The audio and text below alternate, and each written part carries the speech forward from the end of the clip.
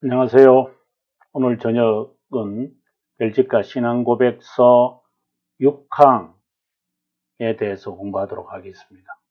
6항의 제목은 여기 보다시피 정경, 외경 또는 위경 또는 가경 이렇게 이제 불려집니다. 물론 이제 영어 성경에는 이제 아포카리팔 자세하게 설명하겠습니다만은 그렇게 불려지는데 신약 성경의 외경이라고 할 때에 저희들이 위경이라고도 하고 또는 가경이라고도 하고 그리고 신구약 성경 그 사이에 만들어진 것을 외경이라고 하는데 그 자세한 것을 이제 한번 설명하도록 하겠습니다. 정경에 대해서 여러분들에게 이미 제가 그 사항을 설명하면서 여러분들에게 이미 강의했다고 제가 봅니다. 이게 보시면 우리가 정경과 성경의 차이점, 정경이라는 것은 어떤 종교보다도 어떤 종교에서라도 갖고 있는 그 책이죠. 중급 기준이 되는 카논이라는 게 이제 그 중급 기준이거든요. 잣대라고 하는 것이니까. 그런데 이제 오늘은 이 정경에 대해 정경인 성경이 아니라 우리가 성경 외에 우리가 성경이라고 말할 수 있는 것들이 과연 있느냐 하는 것에 대해서 우리가 한번 살펴보고자 하는 것입니다. 왜 이런 주제가 나오게 되었느냐를 먼저 한번 보도록 하겠습니다. 우리가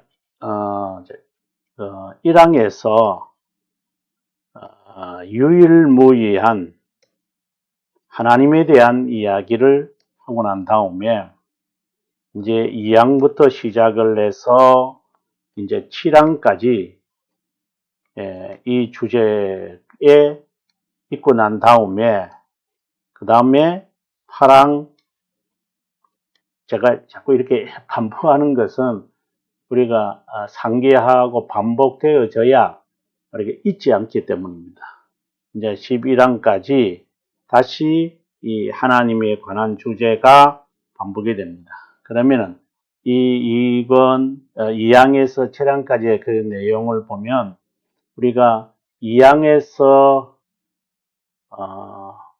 우리가 이제 우리가 굳이 반복을 해야 될 이유가 있느냐 싶은데 2항에서는 이 하나님에 대해서 어떻게 알 수 있느냐 하는 수단을 이제 우리가 2항에서 공부했다면 그 수단 가운데서 우리가 두 가지가 있었죠.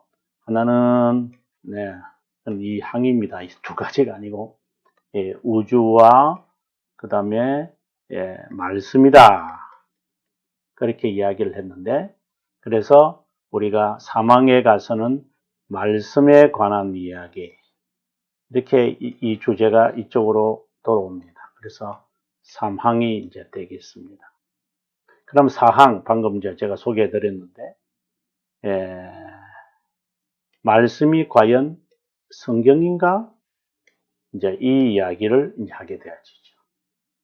그 다음에 우리가 5항에 와서는 그러면 성경은 신적 권위가 있나? 과연 성경일까? 그 66권을 여기서 이야기하는데 이 성경은 과연 66권이 맞는 것이야? 하고 5항에서 이야기를 했습니다. 그래서 우리가 결론 지었던 것은 하나님의 말씀, 하나님에 대하여 알게 하는 말씀, 물론 이제 우주도 있습니다만은 이 우주로서는 그분의 신성, 그러나 말씀을 통해서 우리와 우리의 구원에 관한 것이니까 이 말씀을 통하여 하나님은 자신을 소개한다. 소개한다기보다는 명시한다 이렇게 말하는 게 더 정확한 표현 같아요. 그래서 우리가 우리와 우리 구원을 위해서 하나님께서 말씀하신 거예요. 이제 궁극적으로 말씀은 이제 예수 그리스도를 이제 향하여 가지만 그 말씀이 바로 기록되어진 것이다. 66권으로 이렇게 이제 말씀이 66권으로 기록되어졌다. 그래서 구원을 위해서는 성경 외에는 없다. 이렇게 우리가 이야기를 하면 정말 그래? 정말 믿을 수 있어? 이제 이 이야기를 우리가 5항에서 했다면 오늘 이제 6항에 가서는 성경이 하나님의 말씀, 신적 권위를 받았다면 신적 권위를 받지 않은 성경이라고 불리워지는 것이 있었구나. 이 이야기를 6항에서 이야기하려고 하는 거예요. 그래서 신적 권위를 가지고 있는 것이 66권 외에는 없느냐? 꼭 66권이어야 되느냐? 그러면 당시에 성도님들이, 초대교회 성도님들이 읽었던 또 거룩한 문서들이 있지 않겠느냐. 이제 그것에 대해서. 그러나 그것은 성경이 아니다. 그것은 정경이 아니다. 그것은 하나님의 말씀이 아니다. 이렇게 이제 거슬러 가야 되어지는 우리의 단계인 것 같아요. 자, 이거 한번 보도록 합시다. 6항을 보면 여기에 잘 나타나는데, 정경과 외경의 차이, 이렇게 했습니다. 정경이라는 것을 우리가 66권으로 우리가 성경이라고 우리가 이제 신적 권위가 있으면 하나님이 직접 쓰게 하신 것이다. 라고 우리가 확신을 하고요.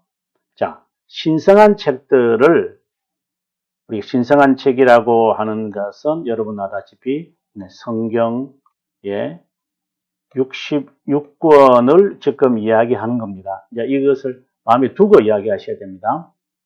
그 다음에 외경과 구별해야 한다. 그래서 이제 아포크리팔과 구별해야 한다. 그 책들은 다음과 같다. 에스드라스, 삼서, 여러 이름들, 유디스, 토비아스, 지에서, 예수시라, 바루, 이런 이제 그리고 수산나, 베알, 용의 역사 이런 것들이 있다라고 되어 있는데, 여러분 실제로 이제 그 모양 제가 사진을 하나 구했는데 여기에 나타난 에스드라스라는 것이 어떤 내용이 있는지는 우리가 인터넷 들어가면 있지만 그림을 우리가 한번 봤으면 좋겠다 생각이 들어서 여러분에게 한번 소개할까 합니다. 여기 한번 보십시오. 여기 보시면 이게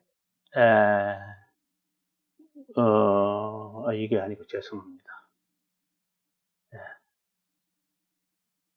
아포카리팔, 여기 자세히 보시면은 아포카리팔 에스드라스라고 아마 되어 있을 겁니다.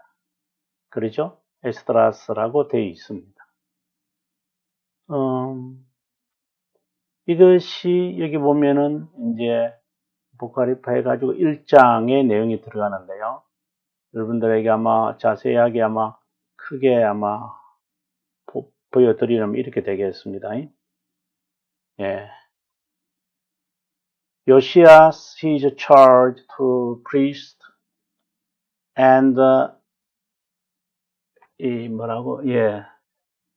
lecturers라고 되어 있는지 제사장과 레위 지파에게 여수아는 책임을 맡겼다. 이렇게 하면서 이제 이야기가 진행되는 것 같아요. 여기서 여수아라는 것은 아마 주님을 이야기하시는 것 같아요. 자, 이렇게 되어진 외경에 대해서 우리는 신빙성을 인정하지 않는다 라는 말을 제가 지금 하려고 하고요. 그다음 다시 돌아와서 이런 방금 우리가 에스드라스를 우리가 보지 않았습니까? 그죠? 에스드라스라고 방금 봤죠? 이러한 말씀에 대해서 우리가 구별해야 한다. 신성한 책들과 구별해야 한다. 라고 이야기를 합니다. 그리고 난 다음에 이제 계속해서 그 다음의 내용입니다. 그 다음의 내용을 보시면 이러한 것들이 정경과 일치하는 한 교회가 이것을 읽어 교훈을 받을 수 있겠지만 그것들의 증거에서 믿음이나 그리스도교의 어떤 관점을 확인할 힘과 효과를 결코 가질 수 없다. 신성한 책, 다른 신성한 책들의 권위를 훼손할 수도 없다. 우리가 이걸 하나하나씩 우리가 한번 살펴보도록 하겠습니다. 먼저 우리가 여기 앞에서 놓았던 지금 정경에 관한 이야기에서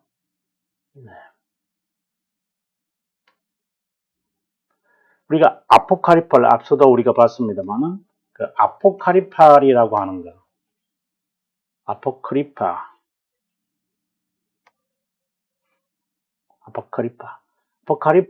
이거는 이제 본래 이제 T자인데요. 네. 다시 지우고 다시 쓸까요? 아포크리포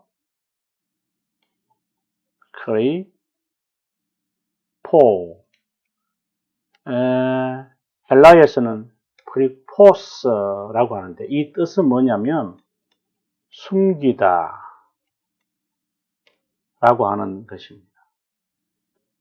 그래서 이 숨겨져 있는 이러한 의미를 가졌는데 구약 성경과 신약 성경 요 사이에 이러한 아포카리팔, 여기 이제 팔복스 이렇게 되거든요.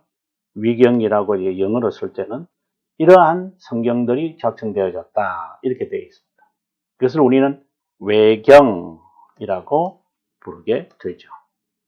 근데 이제 외경이 성경에 들을 수 이제 구별해야 된다고 이야기를 하는데 그러면 우리가 지금 앞에서 이제 우리의 선배 신앙인들이 영어 성경으로 번역을 하면서 그러면 이 외경을 제외했나? 초대교회 때는 이 외경을 집어넣지 않았기 때문에 27건 우리가 397년에 이것이 이제 또 401년에 두 번에 걸쳐서 이제 카르타고 종교회의에서 이거는 재확인이 되고 401년이고요.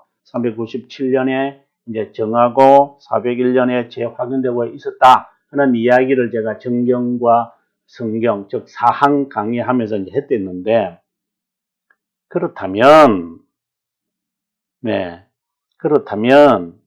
이 성경이 이제 나중에 뭐 원어에서 이제 영어 성경으로 번역할 때 뭐 위클리프부터 시작을 해서 뭐 틴들이라든가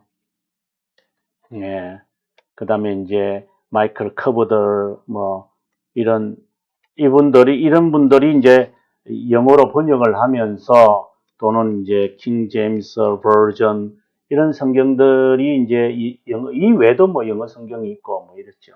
그 루터도 성경을 번역하고 이렇게 했는데 저 잉글리도 번역했습니다. 그 하나씩 제가 설명해 드리겠습니다. 할 때 과연 외경을 넣었느냐라는 이야기를 해보면 외경을 구분해야 한다라고 하는 것으로 우리가 쉽게 이해할 수 있겠죠. 여러분들에게 제가 성경을 하나 보여드리고자 하는데요. 이걸 보시면은 제네바 성경이라는 것입니다. 여기 보시면 제일 위에 제목을 보시면 아마 이게 제네바 성경, 영어 성경인데요. 잘 한번 보시길 바랍니다. 잘 보시면 성경입니다. 이게 영어로 된 성경입니다. 이 영어로 된 이 성경이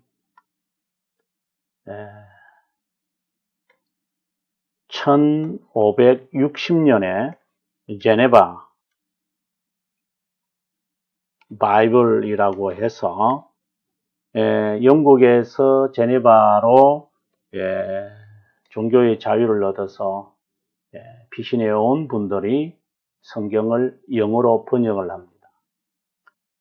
먼저는 이제 1557년에 이제 신약 성경이 완성되고 난 다음에 이제 60년에 이게 이제 완성이 됩니다. 이때 이제 신약 성경을 번역을 할 때 머릿말에 외경을 제외시켜요. 매우 중요한 지금 이야기입니다. 여러분, 칼빈 선생이 살아있을 때입니다. 일이 지금 이때에. 네. 이 성경을 번역하게 될 때에 1536년 이제 윌리엄 틴들이라고 하는 분이 신구약 성경을 번역하잖아요. 그 다음에 1539년에 마이클 커버들이라고 하시는 분이 이제 성경을 이제 번역을 합니다. 이게 번역 성경이 이제 Great Bible이라고 그래요. 이게요. Great Bible. 이 안에 다 이것을 바탕으로 해서 이 제네바 성경이 만들어지거든요. 이때 다 제외시킨다는 것을 알면 좋겠습니다. 그래서 신앙의 선배들이 특별히 이 제네바 성경을 청교도들도 그렇고 존 번연 선생도 그렇고 당시에 개혁 신앙을 가진 분들이 이 제네바 성경을 봤습니다. 저희 나라에 한국말로 이게 번역이 되어 있을 거예요. 저는 번역이 되어 있는지 저는 정확하게 모르겠습니다만 아마 시중에서 쉽게 아마 구입할 수 있으리라고 생각이 듭니다. 네. 근데 제네바 성경이 이제 외경을 제외시켰다는 것이 왜 중요하느냐는 것 가운데 큰 것은 우리가 칼빈 선생이라든가 베츠라든가 이런 분들이 함께 도움을 줬다라는 거죠. 물론 이분들이 영어를 하는 건 아니죠. 프랑스 말을 하지만 이제 그들이 그 말을 듣고 영어로 번역을 할 때에 많이 도움을 이제 줬다는 것이 첫 번째로 아주 중요하고 두 번째가 외경을 제외시켰다는 것이 두 번째로 중요하고요. 그 다음에 세 번째로 우리가 제네바 성경을 물론 이제 우리가 외경을 제외했다라고 하는 제네바 성경을 이제 제가 강조를 하는데 아울러서 이제 여기에 세 번째로 하나 알면 좋은 게 있는데 그게 뭐냐면 성경 구절, 그러니까 성경 구절을 이때의 영어 성경에 적용시킵니다. 물론 이제 성경 구절을 제네바 성경이 최초로 한 것은 아니에요. 영어 성경에서는 최초로 했죠. 네. 성경 구절 이제 구본을 이제 지어준 것이 이제 제네바 성경인데 이전에 이제 이 성경을 라틴어 성경을 성경 구절로 이제 바꾼 분이 계세요. 그분이 이제 로베르 에스티엔이라고 하는 분입니다. 이분은 프랑스 사람이기 때문에 로베르라고 하는 것은 여러분 아시고요. 에스티엔 1559년에 세상을 떠났습니다. 이분이 마침 그때 이제 제네바에 있었어요. 그래서 제네바에 있었기 때문에 그 이분이 이제 성경 구절을 라틴어로 구본해 놓은 것을 제네바 성경을 만들면서 그걸 그대로 채택을 이제 하게 되어졌다. 이제 이렇게 알면은 아마 제네바 성경이 정말 귀중한 것이다 라고 하는 거. 그런 의미에서 우리가 다시 한번 그 성경을 한번 우리가 보도록 할까요?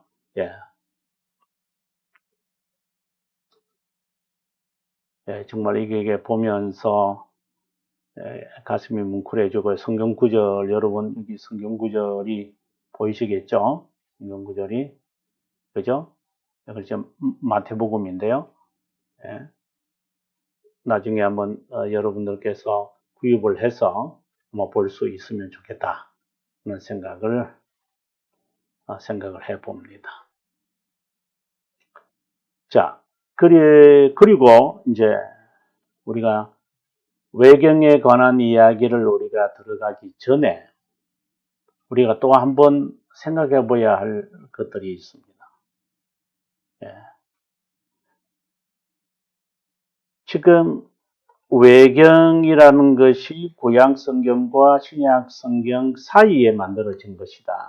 근데 앞서 제가 가경이라고도 하고 위경이라고 하는 것이 있다, 이런 이야기를 제가 드렸잖아요. 이제 그렇게 드려지는 이유가, 그거는 이제 신약 성경 시대에 이제 영지주의 문서라는 것이 이제 등장을 해서, 가경, 특별히 이건 영어로는 가트캐서 아포카리팔 복스 이렇게 하는데, 우리가 이제 우리말에서 이제 번역을 이렇게 바꾸는 거죠. 자, 영지주의 문서들이 이제 있어서 이게 많은 이제 당시의 성도들이 이 영지주의 문서가 신성한 문서인 줄 알고 많이들 보곤 했습니다. 그래서 앞서 잠깐 제가 아주 피폐해져 있는 성경을 하나 제가 보여드린 이런 거죠. 예, 이거는 도마복음입니다. 이게 이제 파피루스거든요. 파피루스로 이제 만들어져서 저렇게 이제 형성되어진 건데, 이제 이런 것들이 당시의 영주주의 문서로서 지금 현재도 남아 있습니다. 자, 도마복음인데 여러분께서 한번 이런 거 이렇게 돼 있는 것들이 이제 영지주의 문서로 당시에 기독교인들이 읽었고, 또 이것이 이제 1945년에 발견되어져 가지고 지금 이제 번역이 돼 있다, 그렇게 아시면 좋겠습니다. 그 다음에 여러분들에게 좀 소개해 드리고 싶은 것이 하나 있는데, 여기에 보이는 책을 여기 잘 보시면 이 책은 1934년에, 그러니까 마틴 루터가 1534년에 이제 디비벨이라고 해서 성경을 독일어로 번역을 해요. 근데 이때에 이분이 이 안에 외경을 포함시켜요, 이분은요. 물론 이제 로만 카톨릭도 포함시켜요. 그러나 제가 포함시켰기 때문에 뭐 정지하고 싶다 이런 것은 아니고요. 왜냐하면은 킹 제임스 버전도 이 안에 집어넣거든요. 집어넣는 이유가 뭐냐면, 로만 카톨릭의 학자들이 이 성경을 1611년 번역하게 될 때 동참을 해요. 성경은 번역을 해서 자국어로 성도들에게 읽혀져야 한다는 것이 목적이 있었기 때문에 레이놀즈라고 하는 이 학자가 이제 하는 수 없이 이분들이 여기 이자입니다. 죄송합니다. 여기 이자. 이분들이 이제 에게를 위해서, 그러나 뭐 외경이 성경에 포함되지 않는다라는 것을 말해주면 되는 거니까. 그래서 이제 킹 제임스 버전 안에 이제 외경이 들어 있습니다. 그렇다고 해서 킹 제임스 버전을 그걸 루터도 이거 외경 집어넣었으니까 그거 안 돼, 뭐 이런 식의 하는 것은 조금 우리가 조심해야 된다고 저는 생각을 하고요.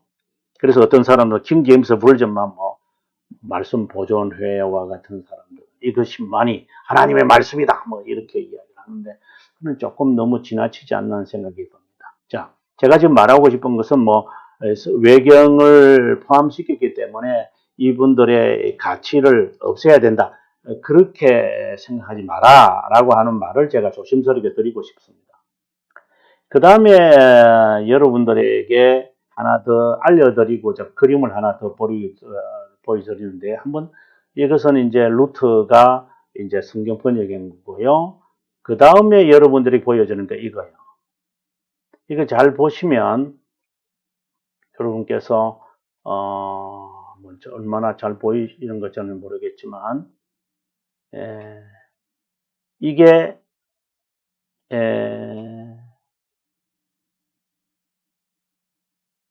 이 잘 보시면은 이제 여기에 비벨이라고 되어 있죠. 디 쌍세 쌍세 비벨. 이게 여기 밑에 이렇게 보시면 여기 밑에 보시면은 1000M이죠. D가 있죠. 그 다음에 30 32라고 되어 있을 거예요. 여기에 31 죄송합니다. 31. 예. 이 말이 뭔 말이냐면, 자, 우리가 다시 돌아와서요. 제가 중요한사 하나 알려드리려고 합니다. 루트가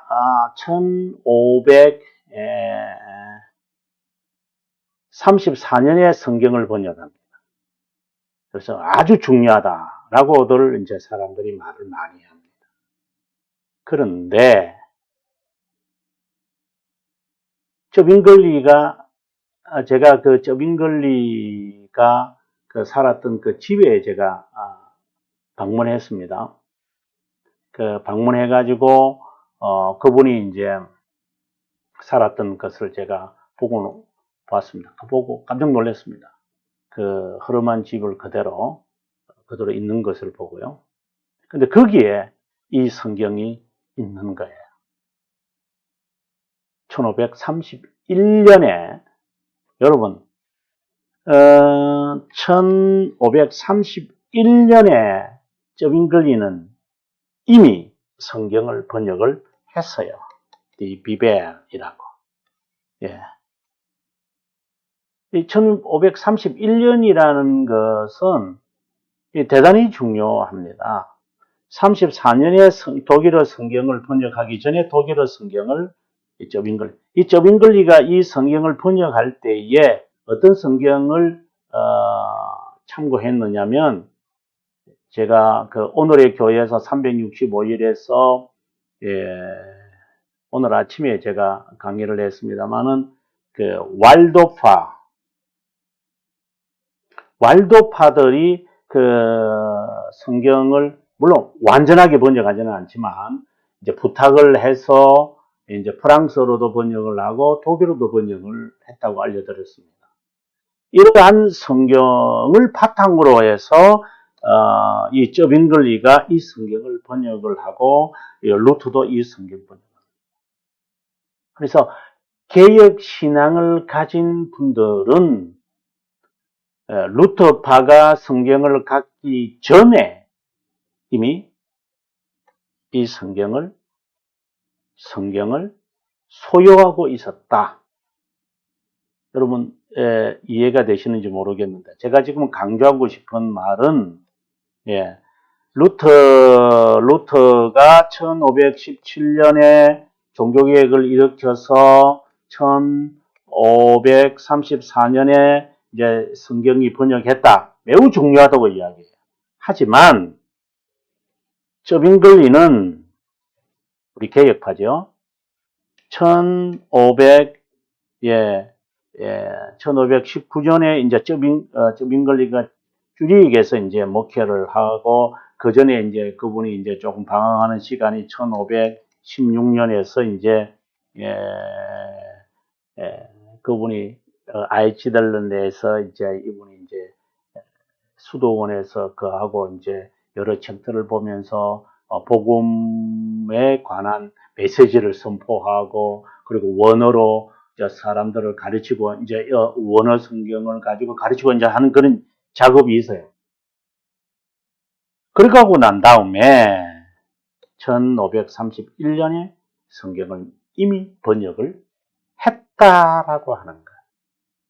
사장은 루터에 대해서 자세하게 설명을 하겠지만 1519년에 이분이 이신칭의에 대해서 개념을 파악을 해요.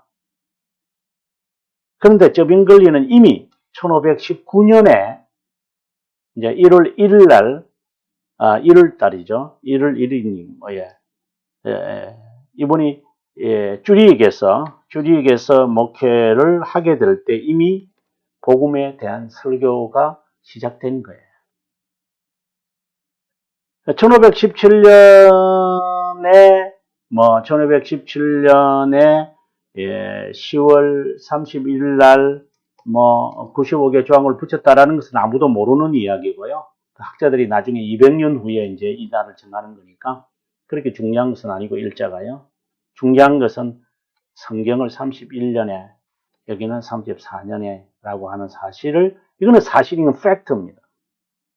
자, 그럼 다시 우리가 본론으로 돌아와서 성경을 이제 다시 한번 봅니다. 이게 보시면 이제 이런 책들이 있다라는 것이고, 그 다음에 다시 보면 이것들이 이제 외경들이 정경책과 일치한 그러니까 성경의 진리와 교리와 일치하는 우리가 그것을 신앙의 어떤 교훈으로 받을 수도 있을 것이다. May read and take instruction. 지침을 좀 받을 수도 있을 것이다. 그러나 조건을 붙이는 거죠. 네. 여기 바로 일치하는 여기 agree with the canonical books 라고 하는 것과 일치될 때에 라는 조건을 붙입니다. 그 다음 그것들의 증거에서 믿음과 그리스도교의 어떤 관점을 확인할 힘과 효과를 결코 절대 받을 수 없습니다.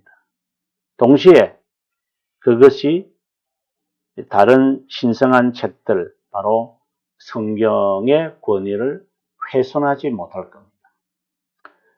이렇게 강하게 이제 이야기하는 이유가 있습니다. 왜 그런가 하면 이제 근현대 시대에 오게 되어지면은 근현대 시대에 오게 되어지면은 이제 성경에 대한 비평이 나옵니다. 그래서 본문 비평이라는 말도 나옵니다. 그리고 성경에는 오류가 있다라는 것으로 이야기합니다. 성경을 단순히 책이라고 봅니다. 그래서 이 성경 자체의 권위를 이제 무너뜨리려고 합니다. 그런데 1945년에 이제 영주주의 문서들이 발견되어서 성경에 있는 내용에 뭐 예를 들어서 예수님께서 마리아를 뭐 이제 가까이 두셨다 뭐 이런 식의 도마의 복음 뭐 그리고 가룟 유다가 쓴 유다 복음 네 그리고 가룟 유다는 아담파 구약 성경에 있는 아담의 그 후손이었다. 뭐 이런 식의 이야기들을 해서 성경의 권위를 무너뜨리려고 한다. 그러나 무너뜨려질 수 없다라고 이제 우리는 고백하는 거죠. 이제 그런 데가 이제 19세기인데 19세기에 오기 전에 이미 지금 벨지카 고백서는 이러한 것을 예상을 해서 우리들에게 말하고 있다고 봅니다. 이제 이와 유사하게 이제 웨스트민스터 신앙 고백서에서도 이 말을 지금 하고 있는데 한번 우리가 잠깐 보고 들어가도록 하겠습니다. 일반적으로 이게 아마 글자가 조금 더 크게 제가 해드리게 되겠습니다. 일반적으로 위경이라고 불리우는 그 책들은 신적 영감을 받은 것도 아니고 성경의 어떤 부분에 포함되지도 않을 뿐 아니라 하나님의 교회에서 어떤 권위도 지니지도 못하고 다른 인간의 저작물과 다를 바가 없거나 사용해서도 절대 안 된다. 절대 안 된다. 라고 이야기합니다. 그래서 방금 읽은 것은 신앙고백서, 웨스트민스터 신앙고백서입니다. 1장 사망에 관한 내용을 제가 읽었던 것입니다. 다시 한번 볼까요? 일반적으로 아포칼립파이라고 불리우는 책이 있는데 신적 영감이 된 것도 아니지만 정경의 어떤 부분에도 포함돼서는 안 된다. 그래서 하나님의 교회 안에서 사용되어야 할 어떤 권위가 없다. 이거는 그 단순한, are human writings, 인간이 만든 것에 불과하다. 근데 이제 이것과 좀 상대적인 것이 있다고 제가 한번 말씀을 드린 적이 있었는데요. 이런 그 영지주의 문서와 상대적인 것이 있죠. 영지주의 문서. 영지주의의 이 문서들 말고 초대교회 때 교부들이 쓴 책들이 있어요. 뭐 우리가 숙사도들의 작품들이죠. 예를 들면 폴리카르포스의 서신인 빌립보 서신, 뭐 에르마의 목자, 뭐 이런 것들, 그리고 제가 이제 강의한 초대교회사를 읽으시거나 제 책, 그 진리의 보고라고 하는 책이 있잖아요. 진리의 보고 150페이지부터 읽으시면 그거 자세한 내용들이 나와 있습니다. 그 다음에 뭐 이그나시오스의 서신이라든가 디다케라든가 뭐 이런 책들이 있는데 이런 책과 영조주의 문서와는 구분하셔야 돼요. 그래서 지금 여기 우리 그래서 이 이야기를 지금 하고 있는 겁니다. 한번 볼까요? 다시 한번 볼까요? 이거 보시면 이것들은 죄송합니다. 이것들이 정경에 일치하는 한 교훈받을 수도 있겠지만 그것들이 증거의 믿음이나 그리스도의 어떤 관점을 확인할 힘과 효과를 결코 가질 수 없고 다른 신성한 책들의 권위를 손상할 수 없다. 이는 외경을 두고 지금 하는 이야기죠. 하지만 제가 말씀드리고 싶은 것은 바로 우리 신앙의 선배들이 초대교회 분들이 쓴 이 책과 이 영지주의와 용관지으면 안 됩니다. 이러면서 우리가 교회사를 배우면서 그러면 다 필요 없잖아. 영지주의 문서든 뭐 속사도 문서든 다 필요. 이렇게 나가면 안 되죠. 이거는 하나의 지침들을 교훈을 얻을 수는 있어. 그러나 성경이라고 신앙의 선배들이 397년에 이런 것들은 성경이라고는 하지는 않았어요. 그거는 우리가 이해하면 되겠죠. 자, 아무쪼록 오늘 제가 여러분들에게 설명했던 것은 오늘 외경이라고 불려지는 것과 책들과 정경인 성경과의 차이점을 제가 설명해 드리고요.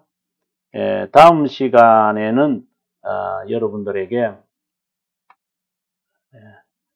치랑에 대해서 말씀을 드리는데 이것은 마지막으로 이제 성경에 대한 이야기들을 다 마무리를 했기 때문에 이제 마무리했단 말이 무슨 말이냐면은 하나님에 대하여 알게 되어진 수단인 말씀, 이 말씀이 성경,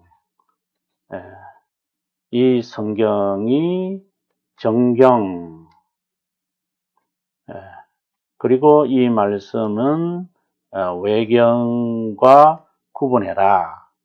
그러면 이제 마지막으로 이 성경은 본래 이제 하나님의 말씀은 무엇인가? 라고 할 때 믿음과 순종을 위한 것이죠. 그래서 이제